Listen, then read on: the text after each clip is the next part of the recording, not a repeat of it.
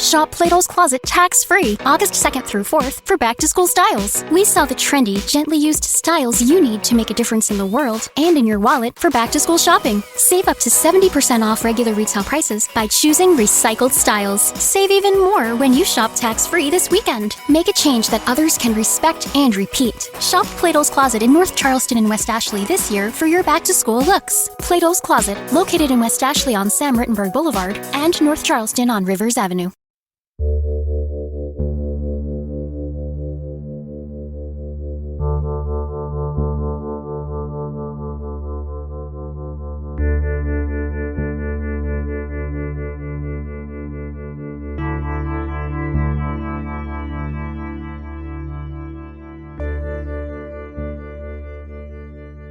Kahit busog pa sila, pinagbigyan na ni Gino ang pagkakayag ni Pancho na umuwi na muna at tumikim ng kakaning hinain para sa kanila. Alam nilang para sa kanila iyon at kailangang pagbigyan ang paanyaya. Ang paghahain kasi ng mga magulang ni Pancho sa mga bisita ay sumisimbolo lamang ng taos-puso ang pagtanggap sa kanila ng mga ito at dapat itong pagbigyan.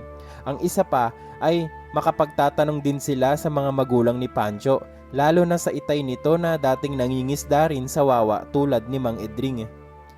Nakaraos din sila sa masasarap na kakaning inihain ng mga magulang ni Pancho, lalo na si Boging na likas yatang galit sa pagkain at ngayon ngay nakakita ng bagong kaaway, kalamay na sapin-sapin at minatamis na garbanzos.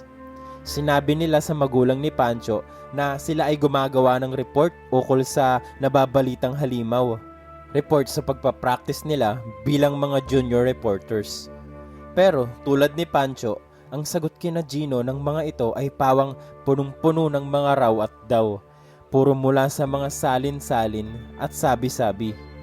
Tinanong nila kung may natatandaan itong taong nakakita kahit anino man lang ng halimaw.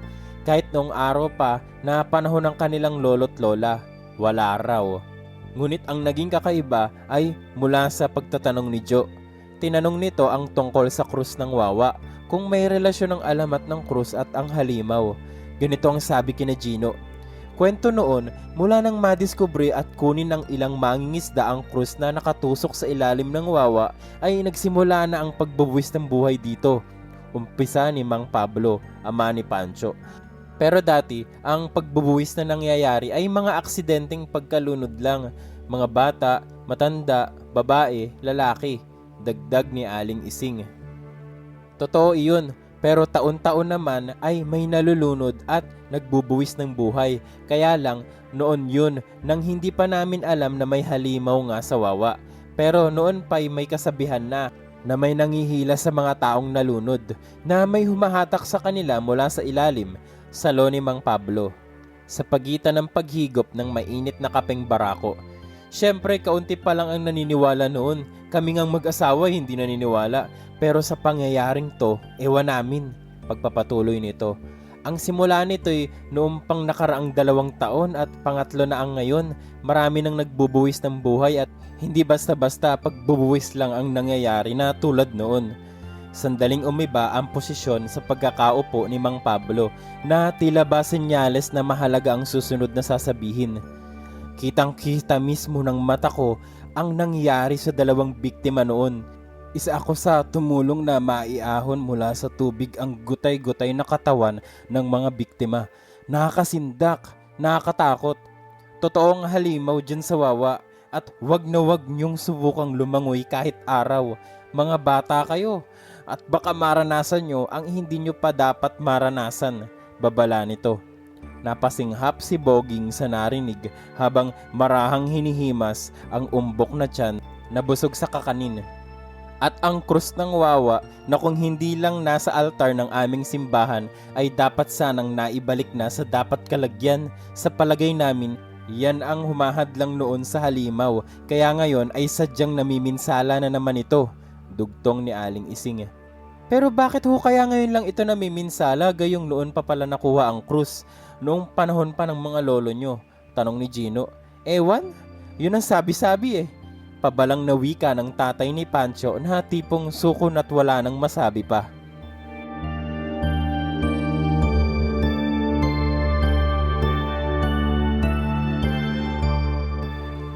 Maraming salamat sa pakikinig. Ang kwentong inyong napakinggan ay hango sa sikat na 90s YA series na pinamagatang B1 Gang Adventure and Mystery Series, Book 1, Halimaw sa Wawa. Ngayon ay ginawang podcast series para muling bigyang buhay.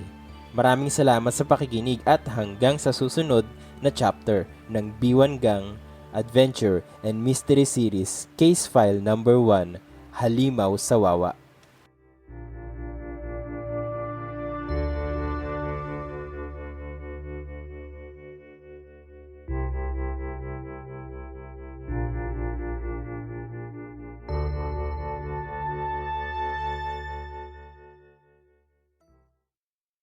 Shop Plato's Closet tax-free August 2nd through 4th for back-to-school styles. We sell the trendy, gently used styles you need to make a difference in the world and in your wallet for back-to-school shopping. Save up to 70% off regular retail prices by choosing recycled styles. Save even more when you shop tax-free this weekend. Make a change that others can respect and repeat. Shop Plato's Closet in North Charleston and West Ashley this year for your back-to-school looks. Plato's Closet, located in West Ashley on Sam Rittenberg Boulevard and North Charleston on Rivers Avenue.